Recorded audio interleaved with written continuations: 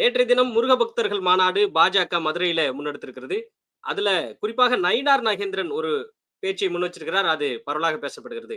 தென்னிந்தியாவில் இருக்கக்கூடிய தமிழ், மலையாளம், கன்னடம், தெலுங்கு இது எல்லாமே ஒரே கலாச்சாரம், ஒரே பண்பாடு. முடிஞ்சா 3வது மொழியாக, தாய்மொழியாக மொழி பாடமாக தெலுங்கை பயில வேண்டும் தமிழர்கள் அப்படின்னு ஒரு பேசியிருக்கிறாரு. இதை எப்படி பார்க்குறீங்க? இது 3வது பாடமாக தெலுங்கை பயிலலாம் அப்படின்னா மறுபடியும் ஒரு மொழி திணிப்பு தான். ஹிந்தியை திணிக்க முடியல. ஹிந்தியை திணிச்சா ஒட்டுமொத்த இந்தியாவிலும் தமிழர்கள் மூர்க்கமாக சண்டையிடுகிறார்கள், எதிர்க்கிறார்கள்.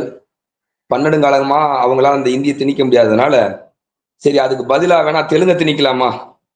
ஏற்கனவே அதிகார மையங்களாக திணிச்சாச்சு.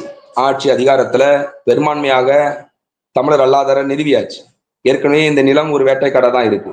இந்த சூழல்ல தெலுங்கை தாய்மொழியா நீங்க படிங்கன்னு ஒரு வாதத்தை கிளப்பி, அல்லது தெலுங்கை ஒரு 3வது பாடமா நீங்க படிங்கன்னு சொல்வதன் மூலமாக இன்னொரு மொழியை நான் திணிக்க முற்படும் போது, இல்ல நான் இந்திய திணிக்கிறதை எப்படி எதிர்ப்பனோ அது போல தெலுங்கு திணிப்பை நான் எதிர்ப்புன்னு வரும்போது, இந்த நிலத்துல வாழ்ற தெலுங்கர்களுக்கும் தமிழர்களுக்கும் ஒரு இன மோதலை உருவாக்குற ஒரு திட்டமிட்ட சதி.